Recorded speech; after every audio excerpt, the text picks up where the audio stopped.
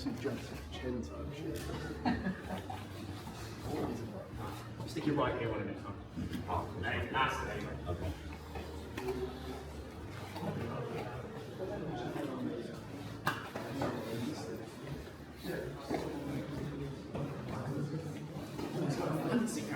Yeah, this is the DJI thing, whatever it is. Yeah, whatever it's called. Thing that I just take selfies with.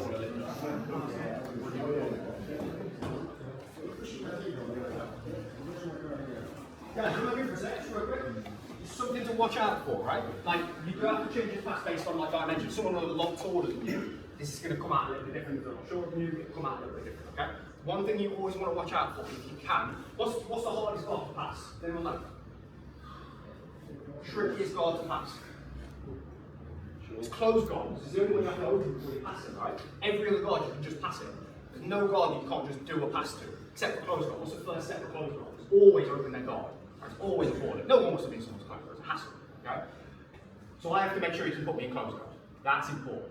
Okay? So you need to crowd forwards as much as you can. But rather than worrying about crowding forwards and worrying about his legs and his hips and stuff, this is why it's easy to just think about your head position. If my head is under his chin, he's probably going to struggle to put me in closed guard. As long as I'm also sort of casing his leg with my free hand. Right? So you're doing a lot of jobs all at once, right? So once I've popped the knees and got access to the hip here, right? It's a bit taller than me. So if I leave my head on the chest and pressure forward, I'm probably going to get pushed down towards his legs anyway. So I have to make sure my head position is very high here. Okay? But if I really tripod and go wide legs, there's a pretty good chance he can get his legs out and put me in closed guard, right? And that's going to be this is a hassle. This is going to be so hard for me to do.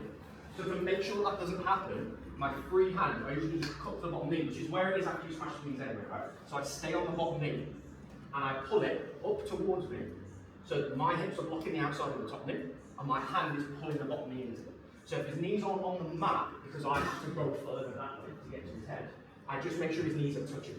Knees touching is probably more important than knees on the floor. But what I really don't want is one knee down, one knee out, because this is closed off, right? That's like the danger zone I'm trying to stay out, right? So once I pop and get head position here, right, and start to drive, this hand stays with it here, like this. So if he puts me in closed guard now, kind of hanging out, not too bad, right? I'm always just staying over this top leg and staying underneath this bottom leg, right? So the closed guard's not going to be as much. Does that make sense? Yeah. So one person, once you get smashed here, think about like, could I do this? Could I close him in my guard? Right? The top leg, you just need to think about pushing the knees down, pinning the knees together, pinning the knees to the mat. You can play with it. There's no like right or wrong answer at this point. Just don't be in this closed guard. Does that make sense? And yeah, head position. Be a dick about it. Yeah. Not on every rep, but be a dick about it. Yeah. One more.